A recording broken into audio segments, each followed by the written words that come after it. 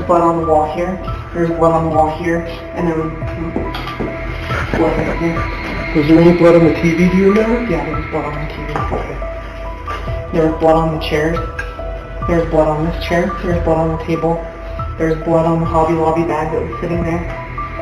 Okay. Thanksgiving is a time for family and friends to gather, thankful for everything they have been given, sharing in the bounty of the season. So how did that wonderful holiday tie into the disappearance of a young mother and the eventual discovery of her brutal murder? Join us as we look into the horrifying case of Kelsey Barrett. Before we begin, we would like to extend our deepest sympathies to the family and friends of Kelsey Barrett.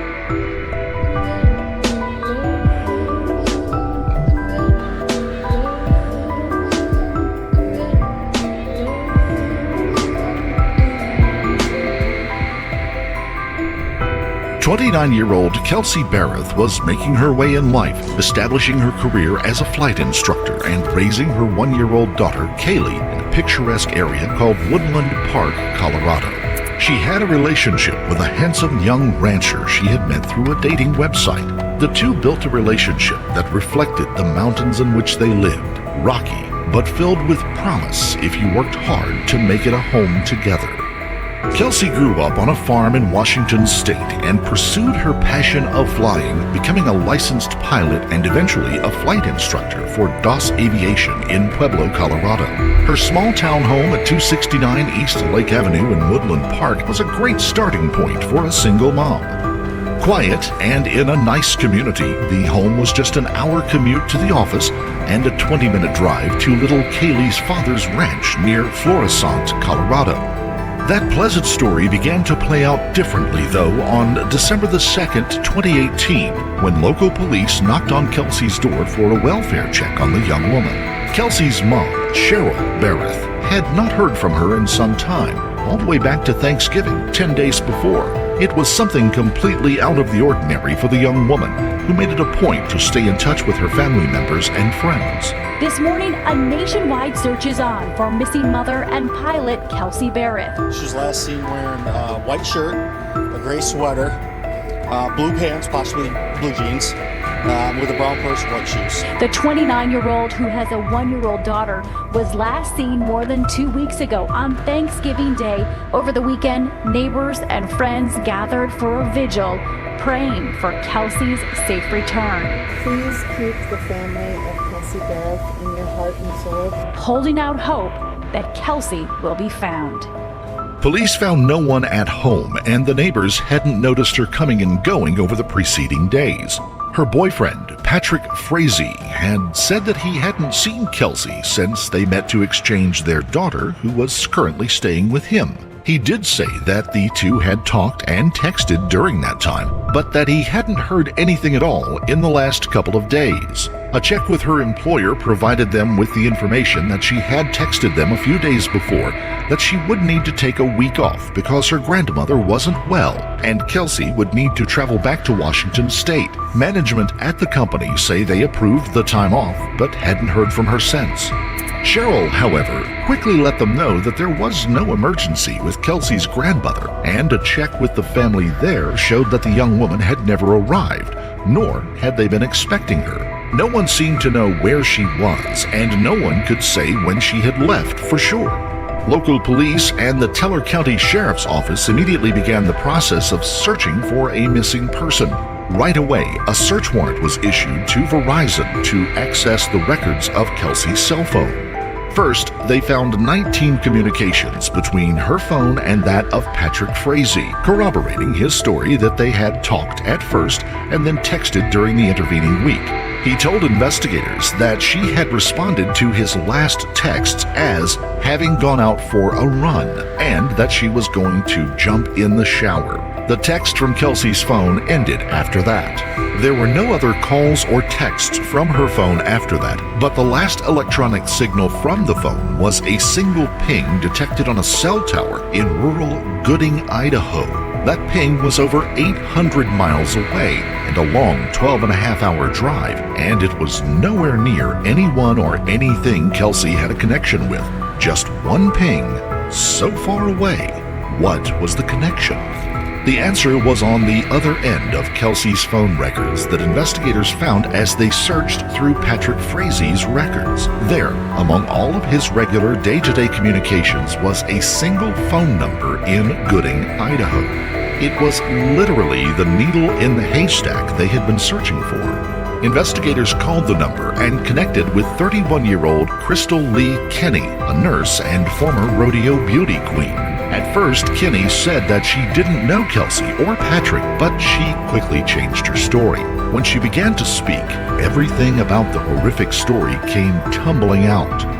She began by telling them that she had to tell the truth, that she didn't want Kelsey's family to be left wondering what had happened to their daughter. She said that Patrick had killed Kelsey, and she herself had driven to clean up the mess left behind in Kelsey's apartment after the young woman had been murdered. She admitted that she had then carried Kelsey's telephone, purse, and ID back to Idaho, where the items were then burned on Crystal's property.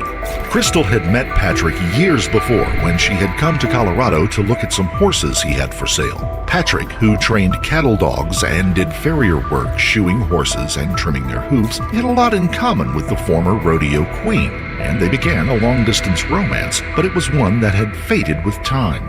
Crystal had married and started a family of her own, but the two kept in touch. Patrick told her many times about Kelsey, but had said that she was abusive to him and his daughter.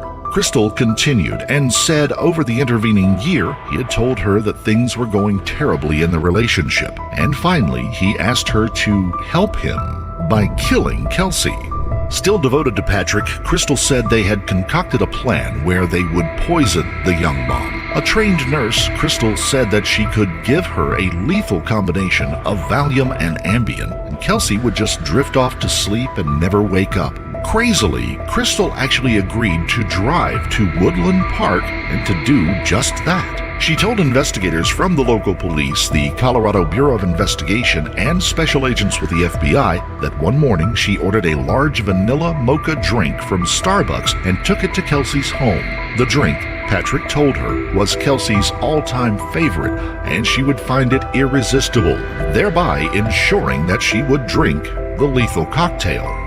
Crystal knocked on the door, and when Kelsey answered it, she immediately introduced herself as a new neighbor from down the street. She then said that she thanked Kelsey for helping her get her dogs back a couple of days before. When Kelsey said that wasn't her, Crystal just played it off as no big deal and offered her the drink as an attempt to meet a new neighbor. Kelsey thanked her, and Crystal quickly left.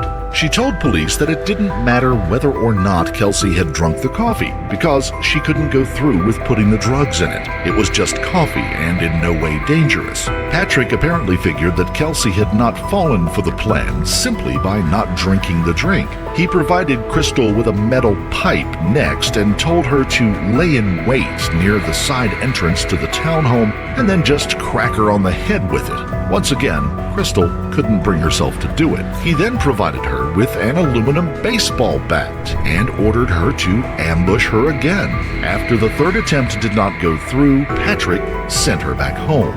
On Thanksgiving night, he would call Crystal and tell her, "It's done. You've got something to clean up." He told her he would provide a key to Kelsey's place and that she would go in and clean it thoroughly, getting rid of any evidence. He also told her, she said, how he had killed her. He said they had met up to share a small Thanksgiving meal at Kelsey's place. Security footage from earlier in the day would show Kelsey at a local Safeway grocery store with Kaylee in a baby car seat. They were shopping for the ingredients for a sweet potato casserole.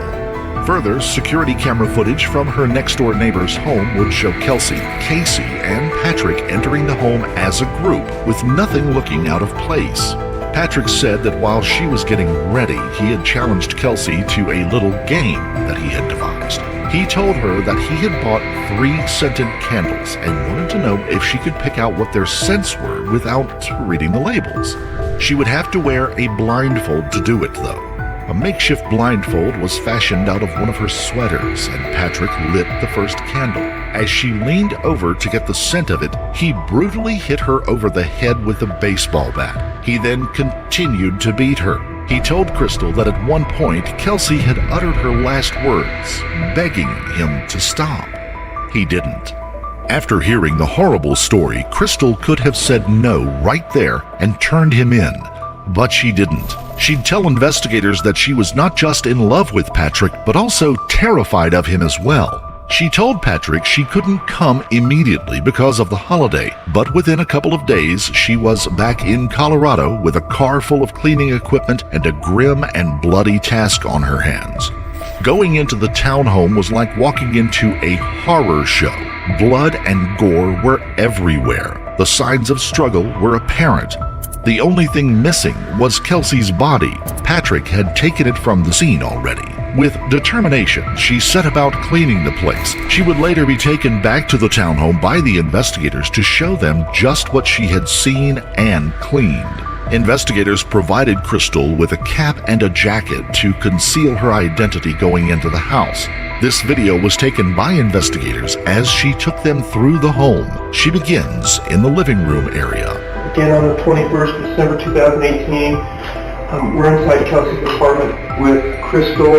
Her attorney's with us. What did you see? Blood all over the floor. I saw blood up the wall. I saw blood on the roof wall. She continues on, showing investigators where she purposefully left some small blood spatters so they could be found as evidence. Can you show me where you left those? But it was maybe right there. I know it was down low on the path. Crystal then takes them to the bedroom area and to the bathroom, further explaining how large the crime scene was within the home. Did you touch or manipulate anything in here while you were in the Yeah, I put laundry detergent in the washing machine and towels in there. I had been instructed to try to wash things, and I didn't do that. You put a towel? There might have been a couple of towels that I put inside the washing machine, but they were just towels from dirty laundry. They didn't have anything on them that I was aware of. Do you remember what color they were? Red, and there may have been bloody footprints in here, but I don't specifically remember. I wiped the toilet, the top of the toilet. I turned on the shower just in case there was stuff in the bottom. I didn't see anything in the bottom of the shower. They return to the kitchen area and she details more of the cleaning that she did and didn't do. There was blood on top of the coffee maker. There was blood. In fact, I had to climb up near the blood spatter up high. How'd you climb up? I had to climb up right here. So anything that was in this thing, I don't know. I don't remember exactly, but I had put it in. She continues, discussing how much blood there was in the place and where she may have missed cleaning. It was great, but to get the curtains off, I had to climb up and undo, and it was straight. And after I got done with it, it wasn't straight anymore. Okay. The ferocity of the attack becomes apparent as she points out just how high on the walls that she found Kelsey's blood. The spray was from here all the way. I had to clean up underneath here, and it was all down here. And I know that I didn't get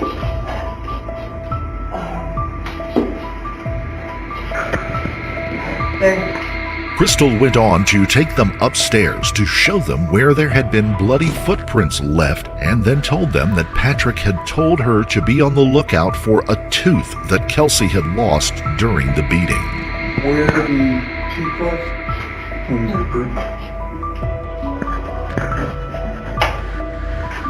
Crystal described the gruesome scene, and forensic teams would scour the home, collecting even more evidence, proving her tale to be true of at least what she had walked into. But could they trust her that Patrick had been the killer? Crystal told them that after cleaning up the evidence as best she could, she put clothes, baby toys, books, and even Kelsey's blood-covered Bible into trash bags and headed out to Patrick's ranch.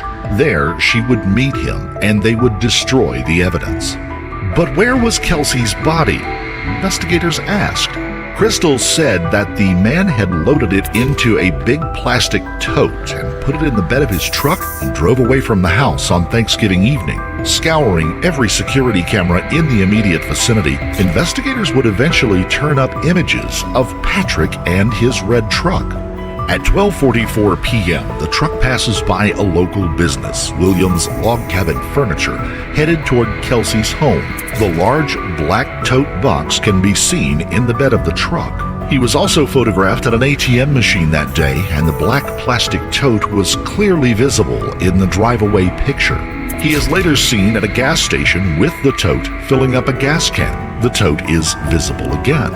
A search warrant was then served to allow police to search the ranch where Patrick lived with his mother. Crystal accompanied the investigators and pointed out where he had put the black tote box and where the two had made a burn pit to dispose of the evidence and Kelsey's body. Crystal explained that the pair had built a fire and tossed in what she had brought, the clothes, the toys, the Bible, and the grisly remains he had taken as well. As they checked the barn at the farm, cadaver dogs alerted investigators that they had picked up a scent from an area with hay bales. A discolored area matching the size and shape of the black tote box was found, and Crystal confirmed that that was where Kelsey's body had been kept before they burned it. A number of similar black totes were found around the farm, used for a number of everyday uses as well. There was no longer a doubt in the minds of the investigators that they had their murderer, even without finding Kelsey's body. The eyewitness account of the burning of the body, plus the blood evidence at the crime scene, left no doubt that Kelsey had been slain. Patrick Frazee was arrested. Local law enforcement, along with the district attorney and representatives of the Colorado Bureau of Investigations and the FBI, held a press conference to announce the arrest.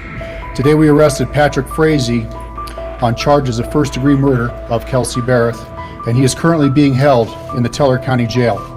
As a reminder, Patrick Frazee is presumed innocent until proven guilty. Police Chief Miles DeYoung said that little Kaylee had been placed in protective custody and would be reunited with Kelsey's family. He asked the press to heed the family's request for no interviews during this difficult time. He then continued describing the situation at hand.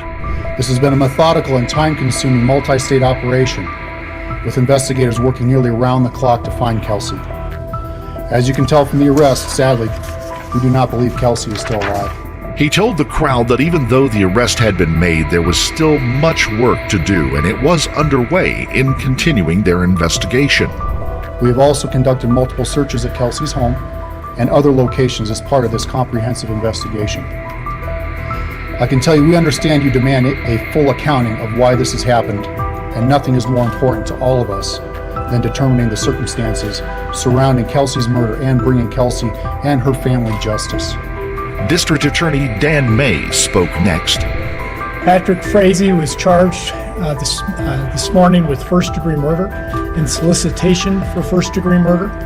That is what he was booked in on. Those who may be familiar with the process, formal charges will be filed in the days ahead. FBI Special Agent Mike Nordwell spoke to the FBI's involvement in the case. Over the past 3 weeks, the FBI has provided our evidence response team expertise from our behavioral analysis unit, technical analysis, and investigative resources from multiple field divisions across several states. As the press began asking questions, Chief DeYoung retook the podium and answered them as best he could in light of the ongoing investigation. We're still working on that charge. That has reached a point where we are able to charge that point, but I'm not able to comment on that because of multiple things that are going on related to that charge. If there are additional arrests related to a solicitation charge, that's an absolute possibility, but I'm not going to guess on that at this point. Crystal Kenny's involvement in the case becomes apparent in his explanation. The district attorney would then touch on the fact that Patrick was also being charged with solicitation for enlisting her help in the attempted murder and the eventual disposal of evidence and the body. We have a solicitation crime in our code, so it doesn't matter whether it's burglary, robbery, murder, if you're soliciting someone to help out in that crime, and you have to take a substantial step towards really completing that. So it isn't just a discussion, You've actually done something that shows the firmness of your actions.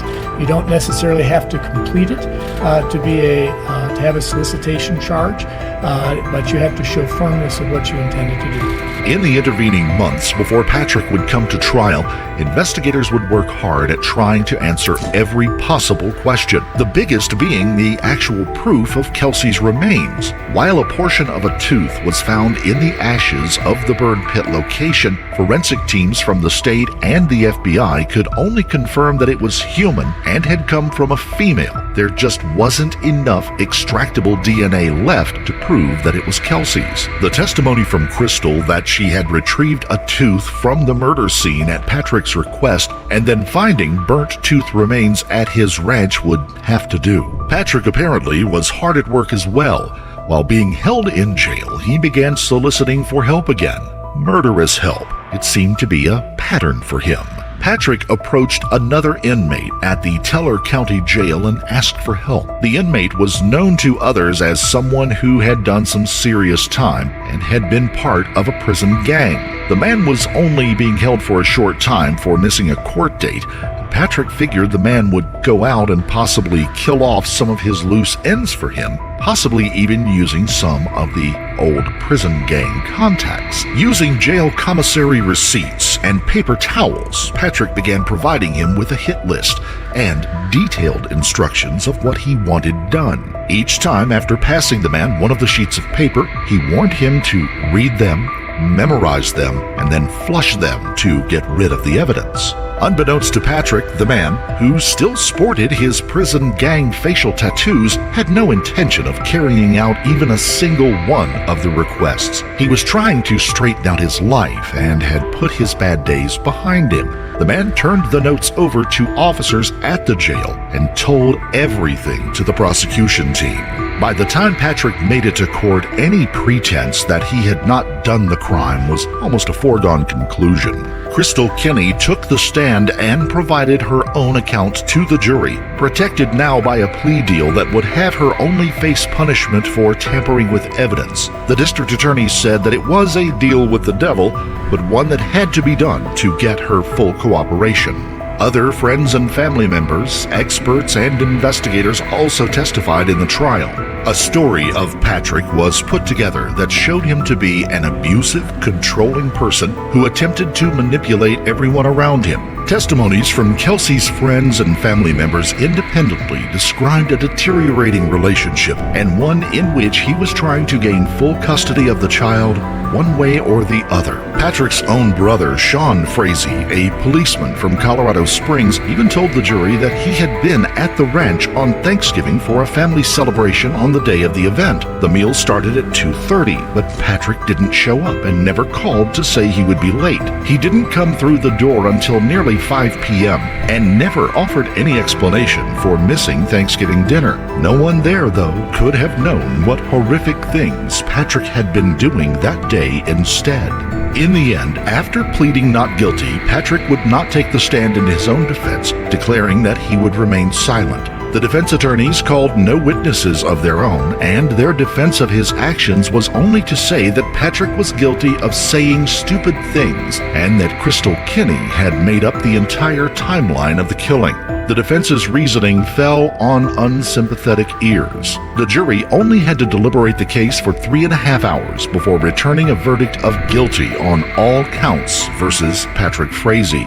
In the end, he would be sentenced to life without parole plus 156 years. He would appeal the decision 2 years later, but in January of 2023, the appeal was denied. Crystal Kinney would be sentenced to 3 years in prison. She, through her attorneys, would later appeal that sentence as being beyond the maximum penalty for the crime that she had agreed to admit to in her plea bargain.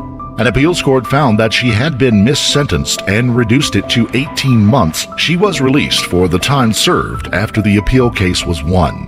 Little Kaylee is now being raised by Kelsey's family and probably will never have any actual memories of her mother. It is a sad ending to a tragic story, even if the guilty parties were punished for their deeds. Justice never heals all wounds. We can only hope that time will.